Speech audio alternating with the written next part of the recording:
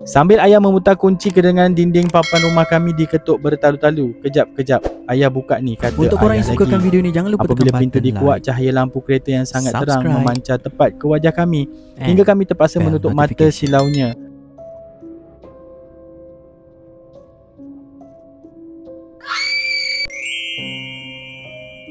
Okey, Assalamualaikum pada semua. Kisah seram yang kita akan bacakan lagi untuk kali ini adalah kisah seram bertajuk Tetamu Tanpa Bayang di Hujung Kampung.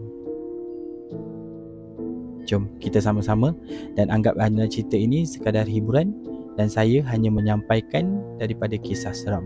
Aku bukanlah seorang penulis hebat, cuma sekadar ingin berkongsi memori yang masih segar dalam ingatan. Nama aku Adira, anak bongsu dalam sebuah keluarga besar yang menetap di sebuah perkampungan hulu yang dikelilingi kebun getah.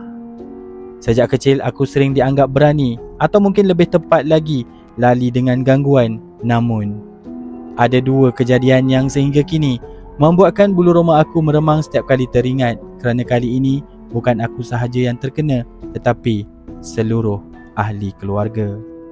Kejadian pertama berlaku sewaktu kakak sulung aku, Kak Long, menetap di kota. Setiap kali dia ingin pulang ke kampung bersama bayinya, kami sekeluarga pasti akan menjaga malam menunggu ketibaan yang sering sampai sekitar jam 3 hingga 4 pagi. Pada suatu malam tepat jam 3.30 pagi, suasana sunyi kampung dipecahkan dengan suara halus memberi salam, Assalamualaikum. Suara itu sangat jelas, ia suara Kak Long. Kami adik-beradik yang sedang baring di ruang tamu terus melompat kegembiraan. Ayah dan mak pun terjaga dari bilik.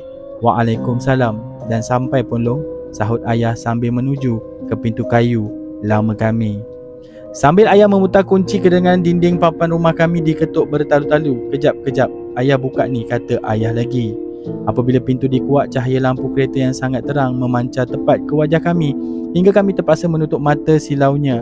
Luar biasa, seolah-olah sebuah kenderaan yang sedang menunggu betul-betul di depan tangga. Namun sebaik sahaja mata kami serasi dengan cahaya, jantung aku seolah-olah terhenti. Tiada kereta, tiada Kak Long, tiada bayi. Yang ada hanyalah kegelapan malam dan bunyi cengkerik yang tiba-tiba membisu. Cahaya yang menyilaukan tadi hilang sekelip mata. Kami semua tergamam. Malam itu tiada sesiapa berani masuk ke bilik. Kami semua berkumpul di ruang tamu sehingga subuh. Esoknya kami mendapat berita melalui telefon rumah bahawa Kak Long tidak jadi pulang malam itu kerana suaminya tidak sihat. Jadi siapa yang memberi salam dan menyuluh cahaya tadi? Kejadian kedua pula berlaku pada bulan Ramadan.